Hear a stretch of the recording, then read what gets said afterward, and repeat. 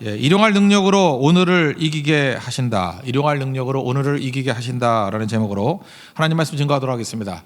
이게 말은 하지만 뭐 거짓말인 것들 많이 있죠. 뭐 3대 거짓말 뭐 그렇기도 하는데 처녀가 결혼 안 한다 그러는 거짓말, 뭐 장사꾼이 미치고 판다 그러는 거짓말, 연세 드신 분이 죽고 싶다 그러는 거짓말, 뭐 또 있죠. 뭐 교장 선생님이 마지막으로 하는 뭐 거짓말, 뭐 오늘 선거하는 날인데 국회의원이 뭐 기억이 안 난다 이런 거 거짓말, 뭐 여러 가지가 있지 않습니까? 뭐 이런 거 이제 재미로 하는 얘기도 있겠죠. 그러나 진짜 고통이 극심할 때 진심으로 죽고 싶다라고 느낄 때가 있습니다. 이건 진짜는 아니지만 느낌은 그래요. 진짜 죽고 싶다라고 느낌이 올 때가 있다는 거예요. 뭐 진통이 너무 심하거나 아니면은 뭐 너무 오랜 기간 동안의 고난이 있거나 아니면 빚쟁이에게 쫓겨다니면서 너무 압박감을 받을 때 느낌이 진짜 그렇게 오는 사람들이 있다니까요. 진짜 죽고 싶다. 이거 뭐 그럴 수 있다고 생각합니다. 고난의 융단 폭격을 당할 때, 뭐 평생에 몇 차례 그런 거 있지 않았습니까? 진짜 죽고 싶은 느낌이 올 때. 지금 욥이 그렇습니다. 고난의 융단 폭격을 당해서 비탄과 절망과 무너짐 속에 있더라는 것입니다. 그러나 성도는 이렇게 절망의 상태에 머물러 있어서는 안 되겠죠. 오늘 그 얘기예요. 이게 절망 속에 있는 얘기지만 이 절망에 머물러서는 안 되는 이유에 대해서 살펴봤으면 좋겠습니다. 첫 번째는 1절부터 10절까지 얘기인데 생명을 주신 이가 하나님이기 때문에 그래요. 생명을 주신 이가 하나님이시고 하나님이 주셨다는 것은 뭐예요?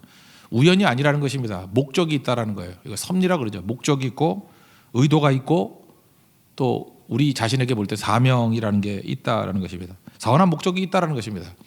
그러므로 생명에 대해서 생명 하나님이 주신 거잖아요. 이거 아무렇게나 생각해서는 안 된다는 거예요. 지금 오늘 다 숨 쉬고 있죠. 생명이 있죠. 목적이 있다니까요. 의도가 있다니까요. 계획이 있다니까요. 요한복음 9장 같은 데 보면은 거기서 나면서부터 그 맹인인 사람이 나오지 않습니까? 그때 사람들은 말하기 좋아가지고 누구 죄 때문입니까? 이러는 거예요. 뭐 자기 자신 말이 안 되죠. 예, 부모 죄 그것도 뭐 말이 안 되는 거죠. 그때 예수님이 9장 3절에서 뭐라고 얘기합니까? 그에게서 하나님이 하시는 일을 나타내고자 함이라. 목적이란 얘기 아니에요. 너희들이 뭐 설명한다고 다 아냐? 목적이 있는 거야. 의도가 있는 거야. 계획이 있는 거야. 그 우리에게도 마찬가지죠. 생명 주시면 다 목적과 계획이 다 있다라는 것입니다. 지금도 오늘도 뭐 트럼펫 불고 하는데 윤석열 형제 지난 그 부활절 주일 저녁에도 마라나타 이렇게 찬양하는데 트럼펫으로 굉장히 많은 사람들이 은혜 받고 최고의 부활절이었다 이렇게 말하는 사람들 제가 들어봤습니다. 진짜 눈물이 있었고 감동이 있었고 임재를 체험할 수 있는 그런 것이었습니다. 누가 딴 사람 못 하잖아요. 그죠? 이게 왜 목적이 없어요? 왜 사명이 없냐고요. 의도가 있죠. 하나님이. 그런 얘기 한다는 거예요. 어떤 분들은 너무 오랫동안에 우리 인간적인 상식으로 너무 오랫동안에 질병 가운데 계시더라고요. 그 본인은 잘 모르는데 우린 이렇게 얘기하잖아요. 분명히 목적이 있다고 의도가 있다고. 근데 그분이 그 질병 가운데 있는 과정 속에서 가족이 나눠져 있었거든요. 근데 자녀들이 화해하고 하나가 되더라고요. 그것 때문에. 그리고 믿는 사람 몇 명 없었는데 그분 오랫동안 질병 가운데 있는 가운데 가족 다 믿게 됐어요. 뭐 상상도 못할 일이 벌어졌죠. 이렇게 막 핍박하고 그러던 가정이었는데 그분 돌아가시고 난 다음에 온 가족이 와가지고 뭐 고맙다고 시키지도 않았는데 이렇게 와서 특송도 하고 그런 적이 있어요. 온 가족이 다 모여서 안 믿던 사람들인데 다 믿게 되고. 그래서 제가 느꼈던 게 뭐냐면 그분에게 하나님께서 이렇게 생명을 주신 목적, 마지막까지 그 약한 생명이라도 주신 목적은 뭐냐면 뜻을 이루는 거구나. 그래서 의도 없이 생명 주신 거 아니라는 것입니다. 그래서 내 삶은 다 주의 것이에요. 오늘도 잊지 마십시오. 여러분 지금 내가 호흡하고 있다는 거, 생명이 있다는 것은 분명히 목적이 있습니다. 의도가 있습니다. 계획이 있습니다. 우연이 아니라는 거예요. 그거 물어야 돼요. 그리고 내게 주신 것들 충만하게 헌신해야 된다는 것입니다.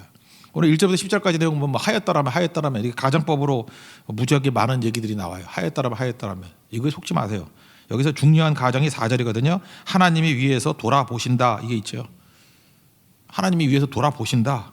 그죠? 이게 선한 목적이 있음을 놓치지 말아야 된다는 것입니다. 또 여기서 5절 같은데 9절 같은데 좀 어려울까 봐 하는 얘기인데 리워 야단이라는 게 나오죠. 이게 토마스 홉스의 리바이어던이라고 돼 있는데 리워 야단 이거 뱀이라고 번역할 수도 있고요. 악어라고 번역할 수도 있고 또는 뭐 그 요한계시록 같은 용으로 번역할 수도 있어요. 리워 야단. 이게 뭐냐 하면은 그 뭐 인도나 이런 데서 많이 불 건데 이게 뭐 PD 같은 거 불면은 이게 뱀 같은 게 막 와서 춤추고 그러잖아요. 모르십니까? 그게 일종의 저주하는 의미래요. 그러니까 이렇게 저주하는 마술사가 리워야다를 통해서 저주하는 거예요. 그러니까 그러면 이제 이해되시죠? 뭐 중요한 메시지도 아니니까. 한번 읽어보겠습니다. 뭐라고 하든 간에 하나님이 우리에게 생명 주신다. 그게 핵심이에요. 1절부터 다 읽어봅시다. 10절까지 한번 읽겠습니다. 시작. 그 후에 욥이 입을 열어 자기의 생명을 저주하니라. 욥이 입을 열어 이르되 내가 난 날이 멸망하였더라면 산의 아이를 베었다 하던 그 밤도 그러하였더라면 그날이 캄팡하였더라면 하나님이 위에서 돌아보지 않으셨더라면 빛도 그날을 비추지 않았더라면 어둠과 죽음의 그늘이 그날을 자기의 것이라 주장하였더라면 구름이 그 위에 덮였더라면 흑암이 그날을 덮었더라면 그 밤이 캄캄한 어둠에 잡혔더라면 날의 해의 날수와 달의 수에 들지 않았더라면 그 밤에 자식을 베지 못하였더라면 그 밤에 즐거운 소리가 나지 않았더라면 나를 저주하는 자들 곧 리워야단을 격동시키기에 익숙한 자들이 그 밤을 저주하였더라면 그 밤에 새벽별들이 어두웠더라면 그 밤이 광명을 발할지라도 얻지 못하며 동틈을 보지 못하였더라면 좋았을 것을 이는 내 모태의 문을 닫지 아니하여 내 눈으로 환난을 보게 하였음이로다. 그러니까 힘들 때 붙들어야 될 게 뭐냐 하면은 여기서 뭐 구구한 뭐 지저분한 소리 하고 있는데 문제는 뭐냐 하면 지금 살아있는 것이 하나님이 생명 주셨기 때문이라는 거예요. 그거 하나 놓치지 말라고요. 뭐 하였다라면 이따위 소리 하지 말고 생명 주신 게 하나님이라는 것입니다. 욥도 그걸 알고 있어요. 그러면서도 딴소리 하고 있어. 참 웃기는 짜장면이에요. 그죠? 지금 살아있는 것이 하나님의 목적이라는 거예요. 생명 주신 것에는 목적이 있다. 그러므로 생명 하나님 주셨다. 목적이 있다. 그거 놓치지 않으면 정신 잃지 않는다는 거예요. 아무리 어려워도 생명 하나님 주신 거다. 그리고 이렇게 힘든 상황 속에서 내가 살아있는 것은 목적이 있다. 이거 붙들라는 거예요. 그게 10절까지의 내용입니다. 그 다음에 이제 11절부터 19절까지 또 더 황당한 얘기가 나오는데 죽음에 대한 환상을 버리라는 거예요. 너무너무 힘들면요. 죽으면 쉰다. 뭐 죽으면 끝이다. 이런 환상을 갖는다는 거예요. 이거 마귀가 준다는 거예요. 죽으면 끝은 무슨 끝이에요? 죽으면 시작이죠. 그러니까 여기서 또 어찌하여요. 뭐 앞에서는 덜하면. 이거 보면서 느끼는 게 뭐냐면 욥은 고난 속에 있으면서도 참 문학적으로 글을 잘 썼다 생각이 들었어요. 저 같은 경우에 그냥 그 투정이를 하고 말 것 같은데 뭐 이렇게 운율까지 맞춰가지고 이거 굉장히 수준 높은 시거든요. 시 쓰고 앉았네 그런 거죠, 그죠? 예.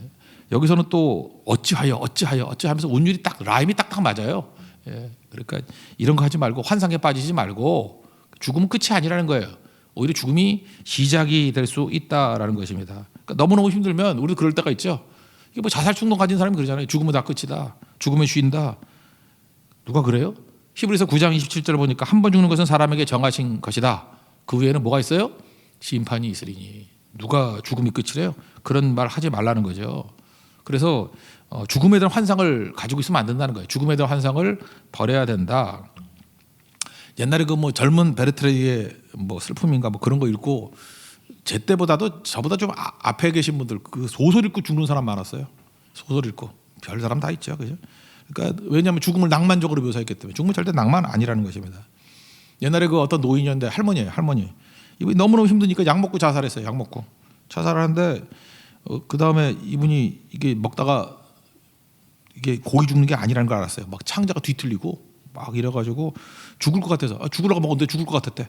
당연한 것이 죽으라고 먹었으니까. 그래서 토했어요. 토해가지고 뭐 이렇게 데려가가지고 뭐 세척도 하고 그래서 살아났는데 그분이 그 얘기 하더라고요.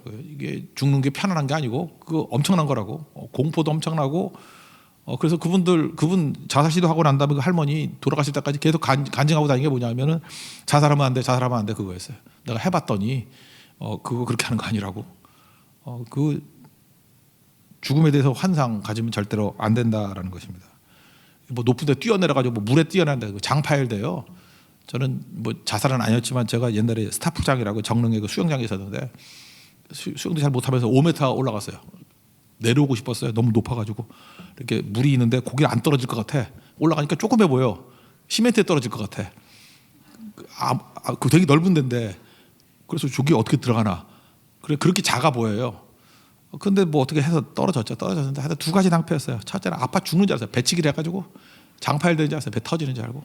또 하나는 수영복 없어져가지고 그 차느라고 끈을 묶어야 되는데 하여튼 그때 아픈 경험이 많이 있는데 그때 하여튼 느꼈던 게 뭐냐면 야 이거 5m 높이에서도 이 정도니 그 웬만한 다리에서 떨어지면 그거 그냥 가는 거예요. 그거 쉬운 게 아니라고요. 그러니까 이런 거 하지 말고 여러분들 하나님 앞에 기도하십시오. 아무리 힘들고 어렵다 할지라도 그 죽음에 대한 환상 갖지 말고 어떻게 죽어야 돼요? 우리 교회 성도들 다 그렇게 죽었습니다. 저절로 죽게 해주십시오. 저절로. 늙어서 죽는 것도 좋지만 저절로 죽는 게 제일 좋아요. 우리 다 같이 한번 꿈을 꿨으면 좋겠어요. 저는 이렇게 죽는 게 좋다고 생각하는데 아론의 죽음하고 모세의 죽음이 제일 좋은 것 같아. 아론도 산에서 죽었고요. 모세도 산에서 죽었어요. 나 그게 왜 좋냐 하면은 이 죽기 전에 얼마나 건강하면 산꼭대기에 올라갔어. 등산이 가능한 죽음. 그죠? 이게 그 아론은요 민수기 20장 25절 보니까 호르산이라고. 너는 아론과 그의 아들 엘르아살을 데리고 호르산에 오르라. 아론의 옷을 벗겨 그의 아들 엘르아살에게 입히라. 아론은 거기서 죽어 그 조상에게 돌아가리라. 그러면서 아론 그 아들이 엘르아살인데 엘르아살 모세 다 같이 올라가 가지고 그러니까 죽을 줄 알았어요. 이렇게 올라가는데 죽기 전에 등산까지 할 정도예요. 그러니까 건강하신 분이죠 아론. 거기서 자기 옷을 아들에게 입혀서 대제사장에 이제 뭐래 지금 바톤 터치하고 그리고 거기서 죽었다고요. 멋지지 않아요? 여러분들도 등산에서 산에서 죽는 은혜가 임하길 원합니다. 그죠?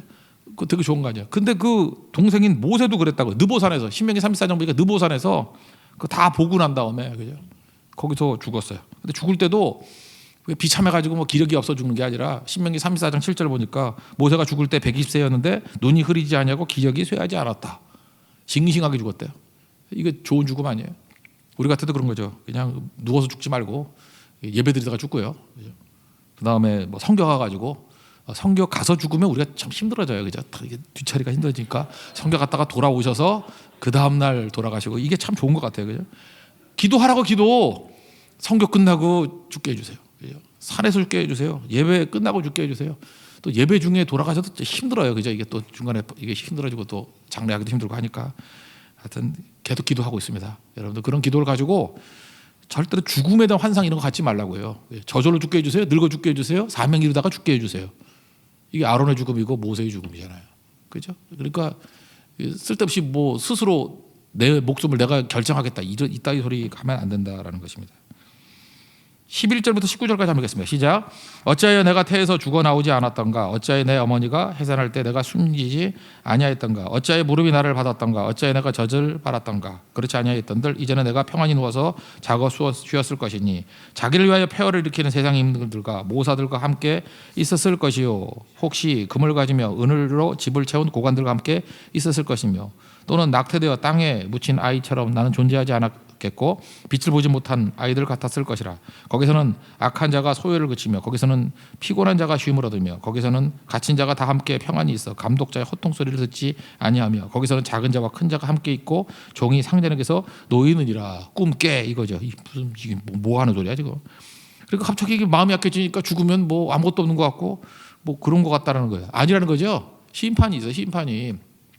하나님이 우리에게 사명 주실 때까지 다 하고 저절로 죽는 게 제일 좋아요. 그리고 늙어서 죽는 게 제일 좋고 사명 끝나고 죽는 게 제일 좋다고. 그러니까 이런 엉터리 같은 소리 하지 말고 여기서 내 사명이 무엇인가 알고 그죠? 죽음에 대한 환상이 아니라 삶에 대한 비전 가지고 살아갈 수 있는 믿음의 정대기를 축원합니다. 그래서 이제 마지막 세 번째 파트에서 뭐냐면 하나님께 둘러싸인 인생이다 이렇게 말하고 있어요. 여기서 뭐냐면 그냥 아무리 어렵더라도요. 하나님께서 오늘 살 수 있는 생명의 부시를 주신다고요. 그래서 오늘 잘 살자. 오늘 그냥 오늘이라가 일컫는 동안에 잘 사는 게 이게 되게 중요한 거예요. 하나님이 생명을 주시는데 오늘은 살 수 있죠. 여러분 아무리 힘들어도 4월 15일 오늘은 살 수 있잖아요. 그게 되게 중요한 거예요. 생텍쥐베리라고 있죠 작가 조종사이자 작가인데 뭐 어린 왕자도 쓰고 생텍쥐베리 글을 제가 좋아하는데 좋은 이유가 뭐냐면 이게 꾸미는 게 없어요. 꾸미지 않고 문학적 기교도 없고 허구도 없고 그냥 그 에세이를 위해 주의 이야기들인데 진실돼요. 참 그래서 뭐라 그러죠? 그 어린아이 같은 그런 순수함이 느껴져요. 어린 왕자 대표적인 건데 그런 거 읽어보면 막 순수함이 막 느껴지잖아요. 자기 자전적인 그 에세이 소설이 있는데 그 인간의 대지라는 거예요. 인간의 대지라는 책이 있는데 요즘 번역은 뭐 미국식으로 바뀌어서 나온 것 같기도 하고 그죠? 뭐더라 뭐 물, 사막, 별인가 뭐 이렇게 번역되기도 한데 우리 한국에 소개되기는 인간의 대지로 소개돼 있어요. 거기에 이제 이 사람이 조종사거든요. 조종사인데 자기 친구가 있어요. 그 앙리 기요메라고 프랑스 사람이니까 앙리 기요메 이야기가 거기 나와요. 그 우편 비행기 조종하다가 안데스 산맥 남미의 안데스 산맥에서 이렇게 실종됐어요. 그래서 못 찾아가지고 결론은 영하 40도나 되는 곳이거든요. 죽잖아요. 실종됐는데 7일 만에 기어 나왔어. 그래서 앙리 기요메라는 자기 친구가 살았던 이야기 그 책에 나와요. 근데 그 영하 40도나 되는 데서 이렇게 낙오돼 가지고 떨어져 가지고 어떻게 살았나? 고비가 3일, 4일이에요. 4일쯤 되니까 고비가 오더라는 거예요. 이제 더 견딜 수 있는 힘이 없다. 그래서 그냥 간단하죠. 그때는 그냥 잠들어 버리면 돼. 그럼 죽는 거예요. 그냥 포기하면 돼. 그 여기서 조금 전에 있었던 욕과 같이 뭐 죽으면 다 끝나고 끝이고 안식이고 이렇게 맘 먹었으면 힘 쫙 빠지면 그냥 죽는 거예요. 근데 앙리 기요메가 생각했던 게 뭐냐면 자기 남은 아내가 생각나더라는 거예요. 생활비도 내가 마련 못 해줬고 고생만 했던 아내, 사랑의 힘이죠. 근데 그 아내에게 내가 못할 짓을 했다 뭐 이런 식으로 얘기하는 거예요. 근데 갑자기 생각난 게 뭐냐면 보험 든 게 생각이 나는 거예요. 보험 든 거. 자기 생명보험. 참 그 보험을 하나씩 들어놔야겠어요. 그죠? 그래야 안 죽지. 아, 보험이 들었지. 이게 생각났다는 거예요. 근데 문제는 뭐냐면 자기가 보험 약관을 아는데 실종 처리가 되면은 이 보험금 타기가 힘들어진대요. 실종 처리가 되면 그 사람 찾을 때까지. 그래서 실종 처리가 되면 보험금 지급이 그 뭐 1년인가 2년인가 유예가 되고 거기는 1년이나 나왔는데 유예가 되고 그다음에 그러니까 내 시체를 찾더라도 저 위에 보이니까 바위가 하나 있어. 여기 눈이 많아가지고 눈이 덮여가지고 시체를 못 찾을 것 같더라는 거예요. 그래서 내가 죽더라도 저 바위 위에서 죽어야지. 그래야 반짝반짝 빛나니까 나 금방 찾을 거야. 그래서 죽을 힘을 다해가지고 바위까지 올라갔대요. 그러다가 힘을 얻어서 계속 기어 내려온 거예요. 거기까지. 그 얘기예요. 그러니까 우리가 죽을라 그럴 때 중요한 게 뭔지 알아요? 보험금이 생각이 나야 돼. 보험금이 생각이 나고 실종되면 안 돼. 그리고 보험금 이거 하나 브릿지 같은 거죠. 또 하나 뭐냐면 저 바위까지. 끝까지 내려온다가 마음먹어서 못 내려와요. 저 바위까지. 그리고 거기까지 가니까 또 힘이 생기더라는 거예요. 그래서 3일 더 내려와서 살았다라는 거예요. 우리 불도 그렇잖아요. 불씨라 그러죠. 조그만 불씨 하나 그거 남겨두면 그게 번지고 해서 다 살아오르죠. 여러분 우리 인생이 너무너무 어려울 때는요. 우리가 일용할 양식을 주옵시고 이런 거 마찬가지로 일용할 능력을 달라고 기도해야 돼요. 많은 거 기도할 필요 없어요. 하나님 오늘 살게 해주세요. 오늘 살 능력을 구하십시오. 오늘 제대로 살면요. 내일 살 힘을 주시고 그 한 3, 4일만 지나봐요. 언제 이런 디프레션, 영적 우울증이 왔는지 그 절망감이 왔는지 모를 정도로 이겨낼 수 있다는 거예요. 이 성도의 능력이에요. 그리고 마지막에 얘기하는 게 그거예요. 하나님께서 나를 이렇게 둘러싸이 생명이 있다는 거예요. 그래서 오늘 이길 수 있는 힘을 얻으면 능일 수 있다는 거죠. 그러니까 오늘 버틸 힘을 주십시오. 하박국서 2장 4절에 보니까 믿음이 뭐라 그랬어요? 의인은 그의 믿음으로 말미암아 살리라. 거기서 믿음이 에무나인데 다른 성경에서는요 구약적인 개념만 놓고 볼 때 믿음은 에무나, 믿음이라고 번역할 수도 있고 견딤이라고 번역할 수 있어요. 믿음은 뭐예요? 견디는 거, 견디는 거. 딱 맞죠? 이게 앙리 기요메. 저 바위까지 올라갈 수 있도록 견디게 해주세요. 그게 믿음이었어요. 견뎠어요. 그랬더니 그 믿음이 믿음에서 믿음으로 간다 그러죠. 믿음이 믿음을 낳아서 내려올 수 있는 힘. 그리고 가정이 다시 되살아나는 힘. 얻게 되더라는 거예요. 우리 이겁니다. 하나님 죽지 못하게 우리에게 일용할 능력을 주신 하나님을 믿습니다. 그 일용할 능력 가지고 일어서게 해주십시오. 그럼 능히 승리할 수 있다는 것입니다. 오늘 그게 필요하다는 거예요. 20절부터 26절까지 읽겠습니다. 시작.